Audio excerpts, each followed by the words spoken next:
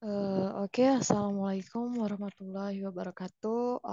Di sini kakak mau jelasin materi lanjutan kalian dari siklus perusahaan jasa tentang itu apa jurnal penyesuaian.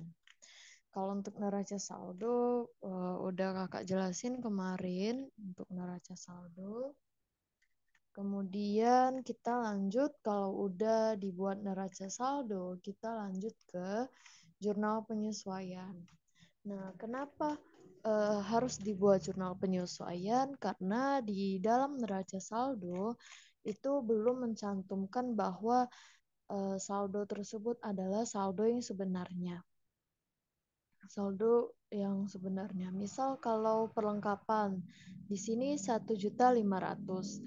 Nah, itu yang terpakainya berapa sih yang terpakai sebenarnya selama periode bulan Juli itu berapa gitu. Nah, makanya baik dia akun, kas, piutang, modal, pendapatan, sama beban itu harus dilakukan penyesuaian supaya kelihatan di laporan keuangan nanti benar-benar mencantumkan nilai tersebut adalah nilai yang benar-benar terpakai di periode tersebut. Makanya dibuat jurnal penyesuaian.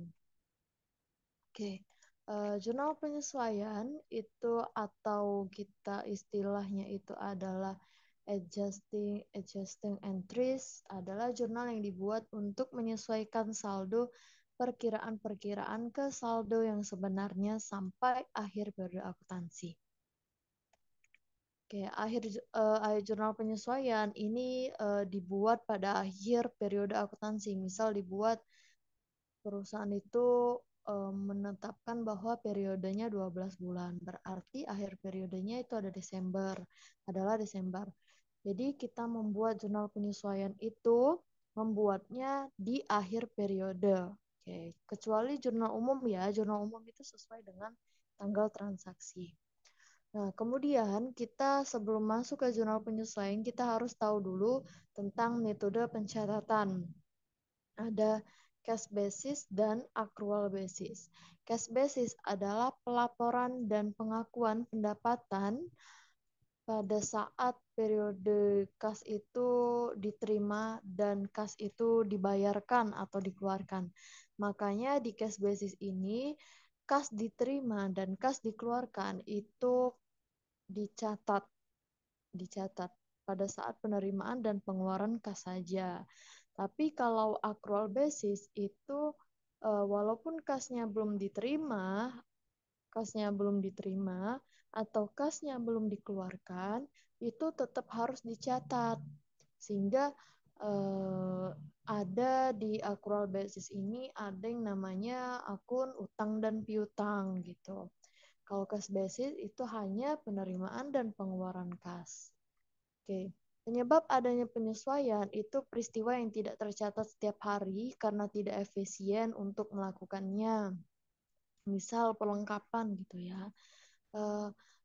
Kan nggak mungkin kan perlengkapan itu misal kita ngambil kertas 2 lembar di kantor. Atau ambil pena dua buah di kantor ya nggak mungkin kan kita harus catat notanya atau catat transaksinya bahwa kita itu mengambil pena dan kertas. Nah, jadi di perlengkapan tersebut itu dihitung pada saat akhir periode, pada saat penyesuaian. Karena tidak efisien sekali kalau kita harus mencatatnya setiap hari kita mengeluarkan perlengkapan tersebut. Oke. Kemudian biaya yang tidak tercatat selama periode akuntansi, misal kayak biaya listrik ya, itu kan kita bayarnya kita udah pakai, baru kita bayar. Kemudian suatu kondisi di mana transaksi itu sudah terjadi tetapi belum dilakukan pencatatan. Misal di tabungan di kas bank, di buku kas bank kita dapat pendapatan bunga. Nah, di bank dia udah nyatet pendapatan kasnya itu bertambah. kasnya bertambah, tapi di perusahaan, di catatan perusahaan, di kas perusahaan itu belum dicatat. Makanya kita harus buat penyesuaian. Kemudian kondisi rekeningnya yang sudah dicatat, tetapi kondisi saldo rekeningnya perlu dikoreksi. Nah, di sini ya teman-teman, bahwa kalau contohnya misal kayak kita um, membayar sewa selama 12 bulan. Itu kan dicatat sebagai sewa dibayar di muka. Nah, sewa dibayar di muka itu kita udah catat di akun aset atau akun harta. Tapi kondisinya itu sewa tersebut belum benar-benar terpakai. Misal kayak apa ya? Satu baru misal kalian bayar sewa itu bulan November. Selama 1 tahun kan berarti di bulan Desember berakhirnya. Gitu. Jadi pada saat akhir periode itu kan bulan Desember. Nah, yang terpakai itu adalah November dan Desember karena akhir periodenya itu adalah Desember gitu. Jadi yang benar-benar kita catat di dalam neraca saldo, di dalam penyesuaian itu yang benar-benar saldonya terpakai yang 2 bulan tadi. Nah, kita hitung selama 1 tahun sewa itu dibagi per bulannya berapa, baru dikalikan dengan 2 bulan terpakainya sewa tersebut. Seperti itu.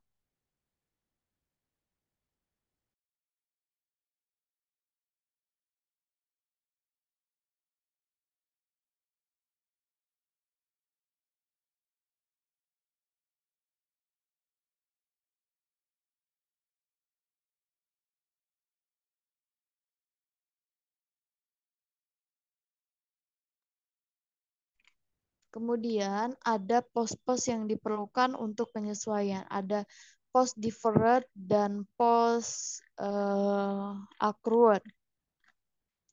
Kalau pos deferred itu adalah beban dibayar di muka dan pendapatan bukan.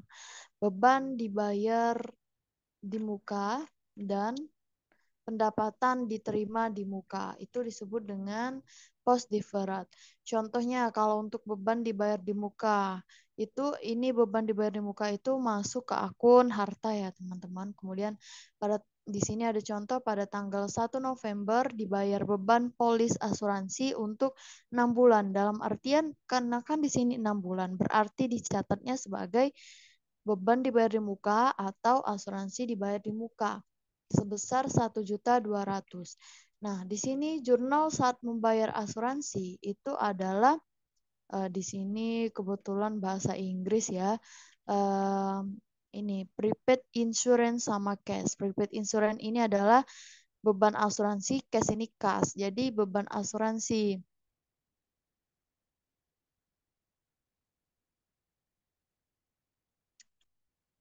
sorry. Di sini bila kan kalau di jurnal umum ini kan saat membayar asuransi nih. Kalau di jurnal umum, kalau kalian kebijakan perusahaannya itu adalah mencatat pada perkiraan harta, maka akunnya itu adalah asuransi dibayar di muka pada kas sebesar 1.200.000. Prepaid insurance ini adalah asuransi dibayar di muka. Kemudian pada kas. Kalau dia dicatat pada perkiraan beban atau dicatat sebagai beban, dia beban asuransi pada kas. Bisa aja Kak, walaupun dia 6 bulan, tapi perusahaan minta catat sebagai beban aja. Bisa, itu bisa. Nyatanya ya beban asuransi pada kas sebesar 1.200.000. Perlakuannya yang berbeda itu adalah ketika kita mencatat di penyesuaian. Karena berbeda di perusahaan itu ada yang mencatat pada perkiraan harta atau dicatat sebagai aset. Aset dalam artian asuransi dibayar di muka pada kas. Kalau dia dicatat sebagai beban berarti beban asuransi pada kas. Ini ada 2 tabel gitu kan berbeda kalau dia dicatat sebagai harta dan di sini dicatat sebagai beban. Nah, di sini yang B saat penyesuaian akhir periode. Nah, kalian benar-benar perhatiin kalau dia dicatat sebagai harta, dalam artian di jurnal umum itu dia mencatatnya sebagai asuransi dibayar di muka, maka penyesuaiannya itu adalah mencatat saldo yang terpakai di periode tersebut. Misal di sini kan 1 November. Nah, berakhirnya itu adalah 31 Desember atau eh, tanggal buat penyesuaiannya itu adalah 31 Desember. Nah, di sini 1 November dibayar beban polis asuransi. Nah, berarti yang saldo benar-benar terpakai di asuransi itu adalah November dan Desember selama 2 bulan. Jadi cara menghitungnya itu adalah 1.200.000 dibagi dengan di sini kakak kalkulator juga ya. Kalkulator. Nah, di sini 1.200.000. Nah, 1.200.000 kita bagi dulu dengan 6 bulan. Baru karena di sini yang terpakai itu adalah 2 bulan. Berarti kaliin aja dengan 2 bulan. 400.000. Nah, kayak gitu. Untuk akunnya itu adalah beban asuransi di debit, asuransi dibayar di muka, di kredit sebesar saldo yang terpakai tadi 1.200.000 gitu. Nah, kalau dia dicatat di jurnal umumnya itu beban asuransi pada kas, maka untuk jurnal penyesuaiannya itu adalah yang tersisa.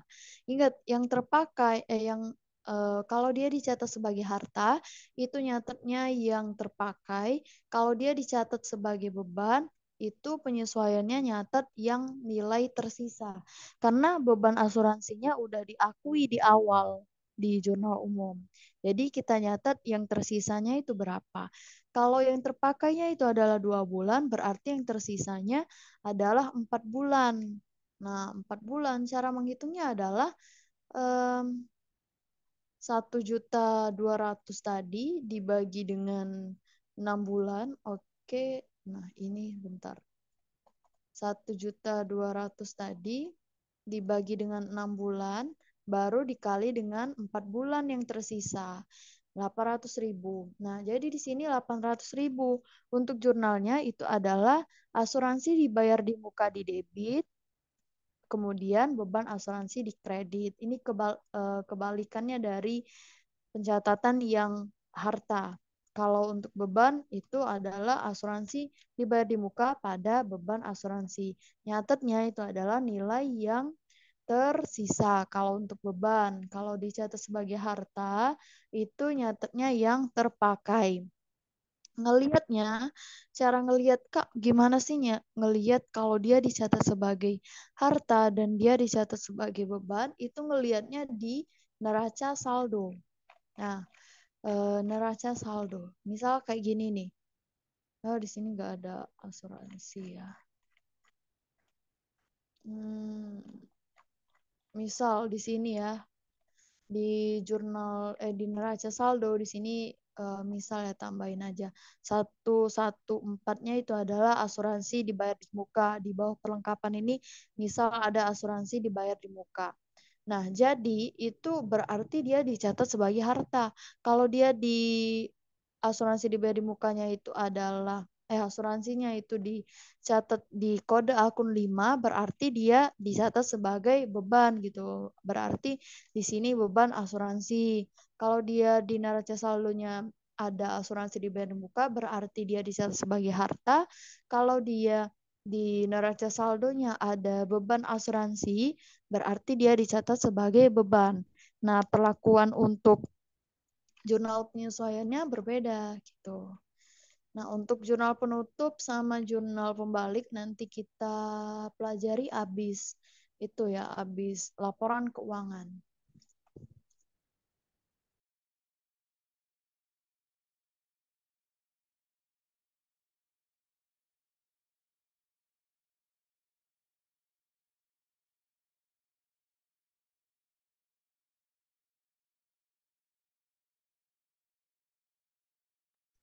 Nah, kemudian selanjutnya ingat ya, post deferred itu adalah beban dibayar di muka dan pendapatan diterima di muka.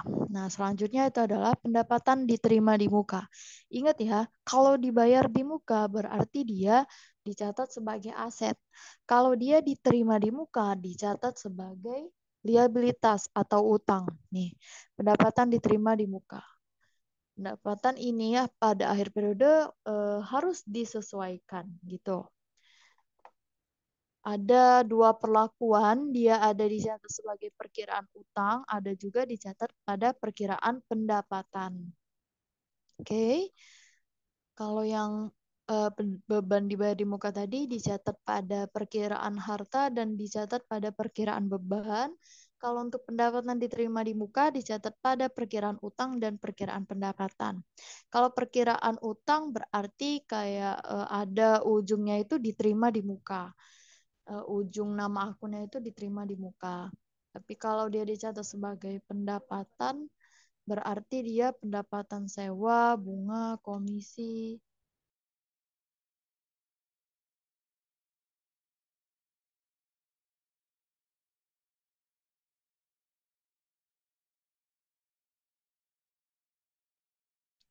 Nah, kalau dia dicatat sebagai perkiraan pendapatan, berarti dia kayak pendapatan sewa, pendapatan bunga, pendapatan komisi. Ingat ya, kalau perkiraan utang berarti kayak pendapatan bunga diterima di muka, pendapatan komisi diterima di muka, atau juga bisa dicatat sebagai sewa diterima di muka, bunga diterima di muka, kayak gitu.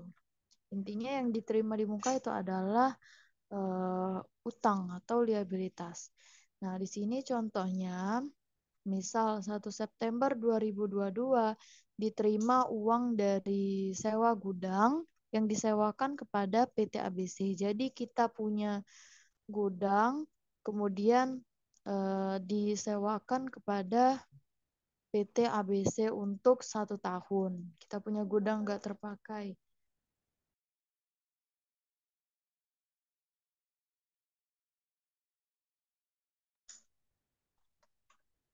Ini kita punya gudang, tapi gak terpakai. Kemudian kita sewa sama PT ABC untuk 1 tahun sebesar 1.200.000. Di sini saat penerimaan pendapatan berarti yang A ini membuat jurnal umum ya.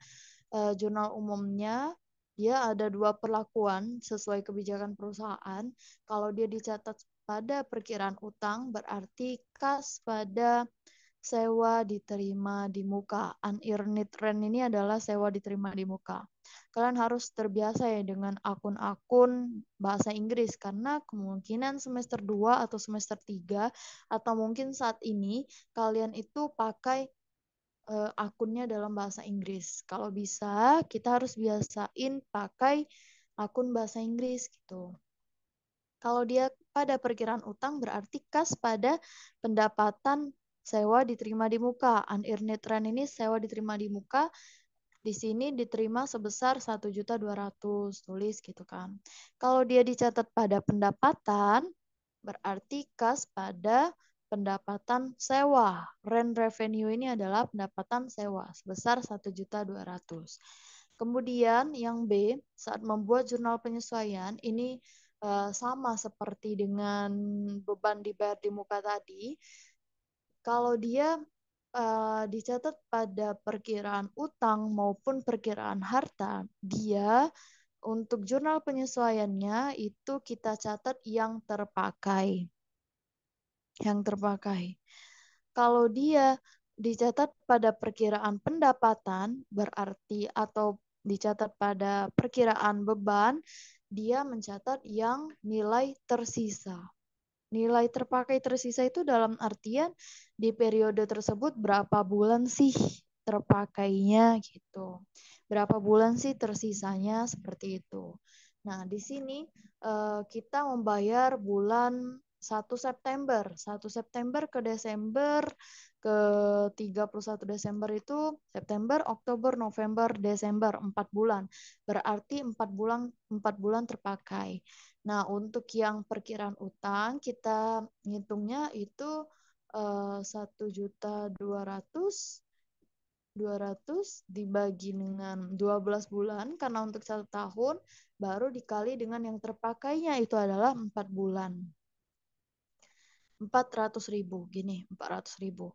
Untuk jurnalnya itu adalah sewa diterima di muka pada pendapatan sewa.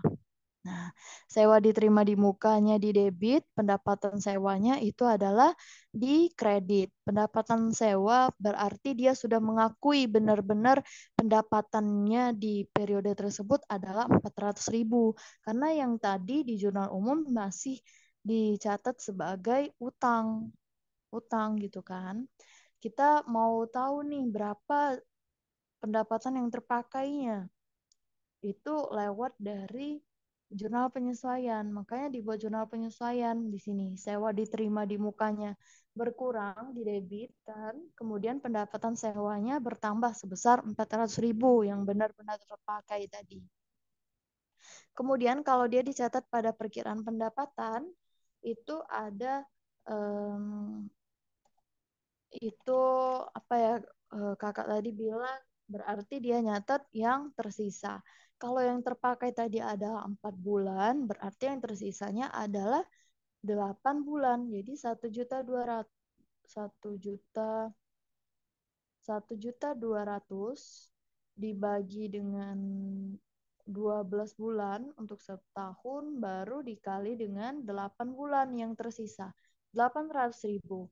Nah, untuk nyatetnya itu adalah pendapatan sewa, rent revenue di debit, kemudian sewa diterima di muka di kredit, kayak gitu. Sebesar 800.000. Ini nilainya yang tersisa.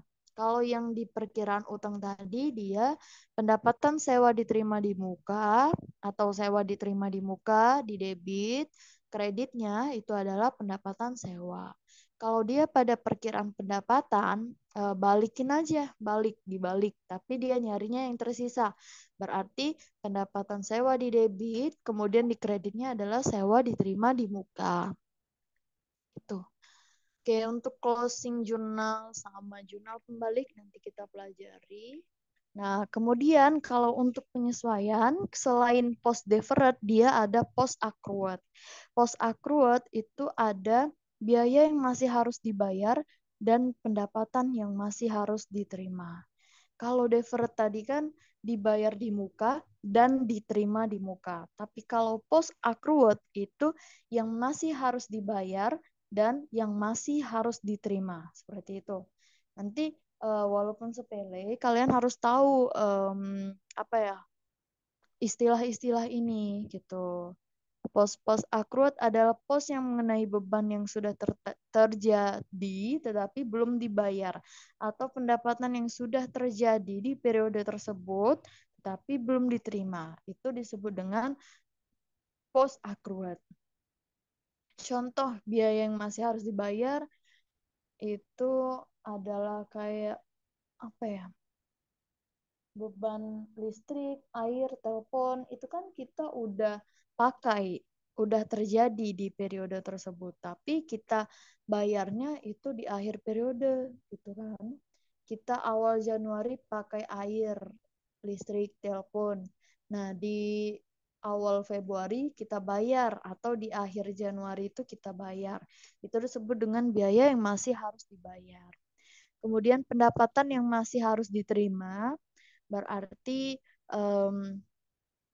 yang masih harus diterima ini dalam artian piutang ya, piutang.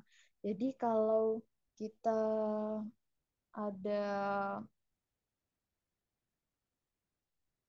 ada bunga ya, ada bunga dari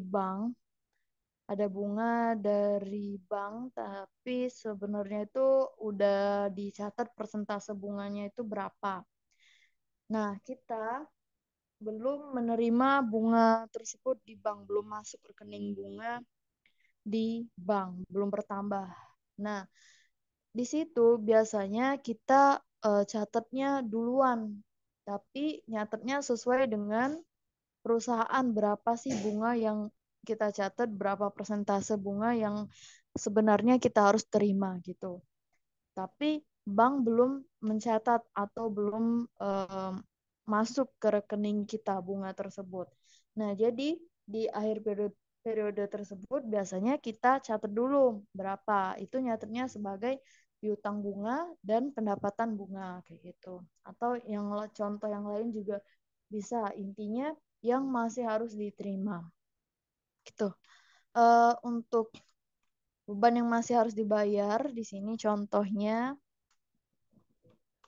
Nah, beban yang masih harus dibayar itu contohnya kayak gini, contoh penyesuaian ya maksudnya beban gaji pada utang gaji. Di sini kan kita punya karyawan, biasanya kan karyawan kerja dulu nih, baru dapat gaji di akhir bulan gitu. Nah, itu kan nggak mungkin kan kita bayar dulu baru mereka kerja, enggak kan? Mereka kerja dulu baru kita gaji. Nah, di akhir periode kita catat juga sebagai beban gaji di debit dan utang gaji di kredit gitu. Kemudian pendapatan yang masih harus diterima, nah kayak gini berarti dia piutang. Misal di akhir periode ada lagi piutang yang belum kita catat, piutang nasabah atau piutang pelanggan kita yang belum kita catat, makanya kita catatnya itu sebagai piutang usaha di debit, pendapatan jasa di kredit. Gitu. Intinya pendapatan yang masih harus diterima ini adalah piutang gitu. Kemudian ada lagi penyesuaian itu selain post deferred dan post accrued ada lagi pos yang diperlukan untuk penyesuaian. Oke. Penyesuaian. Penyesuaian ada penyusutan aktiva tetap. Penyusutan aktiva tetap. Jadi aktiva tetap atau aset tetap kita itu misal kayak komputer, gedung, kemudian peralatan lainnya, kendaraan gitu kan. Itu setiap tahun atau setiap periode itu nggak mungkin nilainya bertambah. Nilainya pasti menyusut. Ada saja yang rusak, ada yang harus diperbaiki, kemudian apa ya,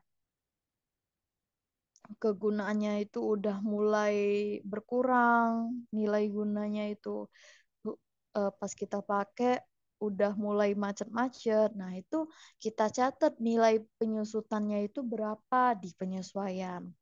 Nah, aktiva tetap setiap akhir periode diperhitungkan bebannya, yaitu beban penyusutan aktiva tetap dengan membuat jurnal penyesuaian. Penyusutan atau penyusutan aktiva tetap itu disebut dengan depresiasi aktiva tetap. Ingat ya, depresiasi itu untuk aktiva tetap. Itu. Depresiasi itu untuk penyusutan aktiva tetap. Kemudian kalau aktiva tetap berwujud ya. Aktiva tetap berwujud disebut dengan depresiasi. Aktiva tetap tidak berwujud disebut dengan amortisasi. Ingat ya, yang tidak berwujud dalam artian kayak hak paten, goodwill, merek dagang, franchise. Nah, itu kan tidak berwujud. Jadi kita sebutnya itu sebagai amortisasi. Kalau aktiva sumber daya alam disebut dengan depresi. Ya, depresi. Harus dibedain ya, walaupun istilah ini terdengar kayak remeh banget, tapi ini sering muncul di soal-soal gitu. Kalau yang berwujud depresiasi, tidak berwujud amortisasi, sumber daya alam depresi gitu. Nah, di sini contoh jurnal penyesuaiannya itu ada penyusutan aktiva tetap berwujud. Nah, aktiva tetap berwujud, jurnal penyesuaiannya itu beban penyusutan atau beban depresiasi dalam artian contohnya ini kendaraan debit, kemudian kreditnya adalah akumulasi penyusutan atau akumulasi depresiasi kendaraan kayak gitu. Kalau aktiva tetap tidak berwujud, berarti beban amortisasi goodwill debit, contoh gitu kan, contohnya goodwill. Pada kreditnya akumulasi amortisasi goodwill gitu. Kemudian aktiva sumber daya alam, beban depresi, apa di sini tambang atau emas gitu. Debit pada kreditnya akumulasi depresi gitu. Nah, ada lagi selain itu pos yang diperlukan untuk penyesuaian ada piutang tak tertagih. Nah, piutang tak tertagih ini yang terjadi selama kita kan kalau kita punya perusahaan, punya usaha gitu, biasanya kan ada nih yang mau kredit aja gitu kan. Nah, di situ kan kita udah kasih barangnya, kemudian sudah dikasih tenggat jatuh temponya tanggal berapa, bunganya berapa gitu kan.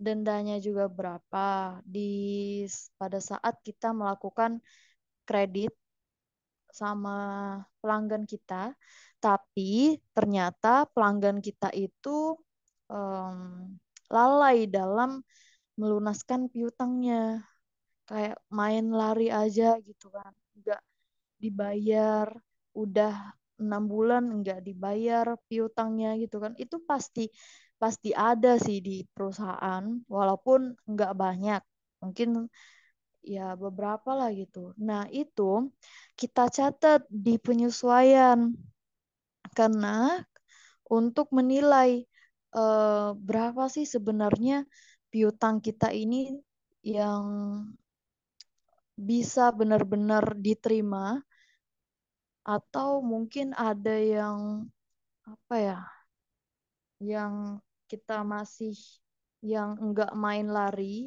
lari-lari aja gitu kan untuk enggak bayar piutangnya, tetapi dia masih kasih janji, Kak bayarnya bulan 7 aja ya. Dia udah lewat nih, misal seharusnya 6 bulan bayar, dia bayarnya di bulan 7. Nah, di situ kita catat di penyesuaian.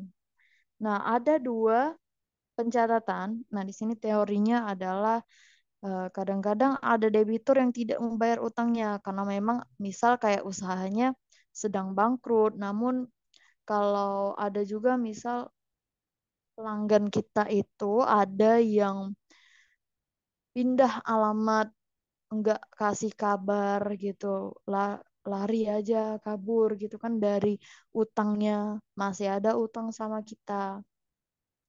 Dalam artian berarti perusahaan kan mengalami kerugian kan, dalam artian di situ bukan kerugian penjualan tapi kerugian piutangnya, maka harus dicatat pada akun kerugian piutang tak tertagih di jurnal penyesuaian. Dia ada dua metode dalam piutang tak tertagih ini, ada metode langsung atau direct method, kemudian ada metode tidak langsung atau sering kita sebut dengan metode cadangan atau indirect method. Kalau metode langsung dalam di sini adalah piutang usahanya itu kita benar-benar kita hapuskan dari pencatatan kita.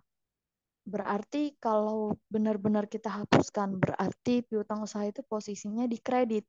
Debitnya itu adalah kerugian piutang tak tertagih, atau kalian boleh catat beban kerugian piutang, kreditnya adalah piutang usaha. Nah, di sini langsung menghapus metode metode langsung ini langsung menghapus piutang. Berarti metode langsung ini kalau dalam bahasa Palembangnya itu kita tidak do lagi ngarepi metode langsung, tidak do lagi ngarepi pelunasan dari dia, langsung bela hapus kayak itu. Ngapui lagi ditagih-tagih. Lah tiap hari betagihan kayak gitu, langsung bela hapus. Nah, di situ kita pakai metode langsung. Karena kita mencatat piutang usahanya di kredit, kita langsung hapus piutang usaha. Kalau metode tidak langsung, nah ini bahasa Palembangnya, ini nih kita masih ngarepi pelunasan piutang dari dia, gitu. Ayo tunggu belah, mungkin dia agak sadar kayak gitu, sadar kan, masih nak bayar utangnya kayak itu. Entah 3 bulan kemudian dia bayar utangnya. Kita masih ngarepi di metode tidak langsung ini. Nah, kita nyatetnya sebagai cadangan piutang tak tertagih. Itu. Dia masuk ke akun aset, tetapi saldo normalnya itu adalah di kredit. Kalau piutang kan di debit nih. Nah, cadangan kerugian piutang atau cadangan piutang tak tertagih itu di kredit. Di kredit itu akun kontranya dari piutang. Kalau piutang di debit, kalau cadangan piutang tak tertagih atau cadangan kerugian piutang itu posisinya di kredit kayak gitu. Di sini debitnya adalah beban kerugian piutang pada cadangan kerugian piutang di kredit. Nah, di situ um, apa namanya jurnal penyesuaiannya membedakan metode langsung dan metode tidak langsung. Oke, di sini ada yang perlu kita sesuaikan adalah di pembetulan kesalahan. Ada beberapa bentuk kesalahan, misal kalau kita kesalahan jurnal, kita salah catat angkanya, kemudian kita salah catat nama akunnya, ya entah kita yang salah ataupun bank yang salah, misal kayak ya apa ya rekening koran, ya namanya rekening koran di bank itu salah, atau di bank salah maupun perusahaan salah, itu harus dilakukan penyesuaian atau pembetulan kesalahan. Nah, misal di sini, hmm,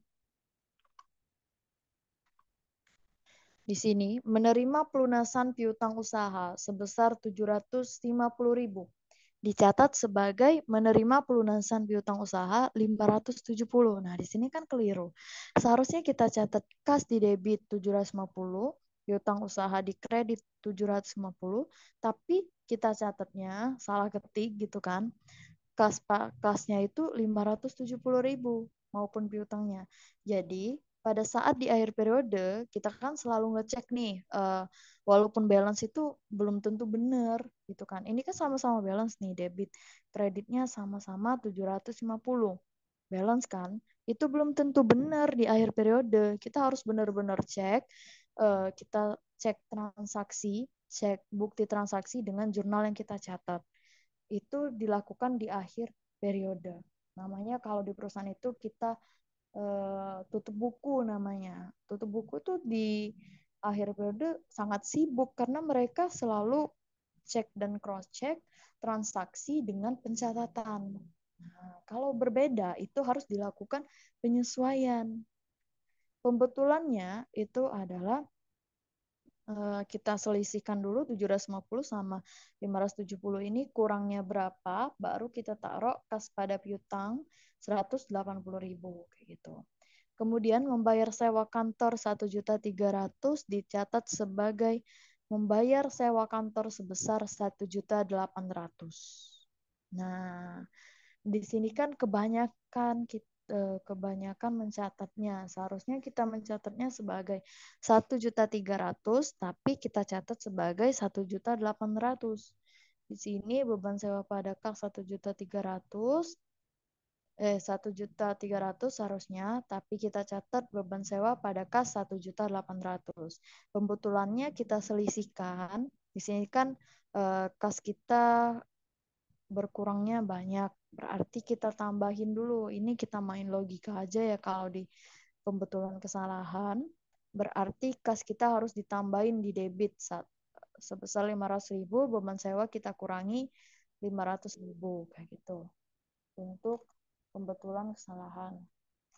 Nah, kemudian ada lagi di sini membayar beban bunga 500.000 dicatat sebagai membayar beban gaji. Nah, di sini kita seharusnya mencatat beban bunga pada kas 500.000. Tapi kita salah pencet atau salah klik. Kita nyatetnya sebagai beban gaji pada kas 500.000. Nah, kita kurangin dulu. Berarti beban gaji ini kita harus hapuskan dari pencatatan karena kita sudah salah catat. Beban gaji kita harus hapuskan atau dikurangi, berarti di kredit. Beban bunganya bertambah di debit sebesar 500.000 kayak gitu. Kita main logika aja untuk pembetulan kesalahan ini. Oke, untuk jurnal penyesuaian sampai sini. Kakak nanti kasih soal untuk kakak jelasin di Excel. Kalian perhatiin, kasih contoh latihan soal, terus kemudian kakak kasih tugas. Oke, tunggu sebentar. Kakak hentikan berbagi dulu. Kakak kirim soalnya dulu.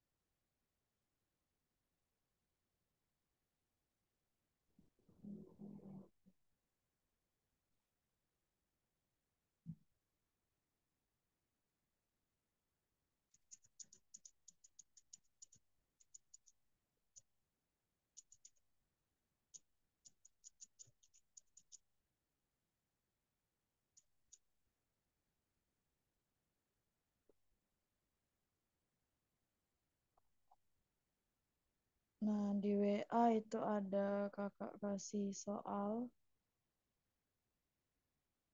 Oke,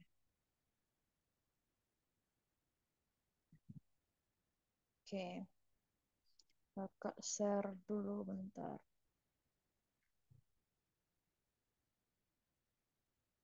Oke, di sini kalian boleh lihat yang kakak share itu.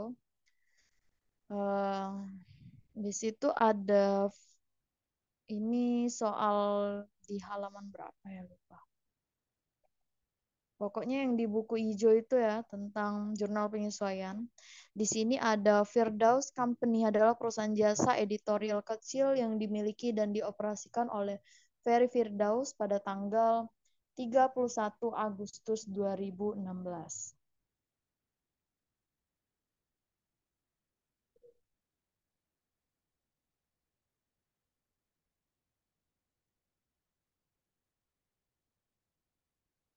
2016, akhir tahun berjalan.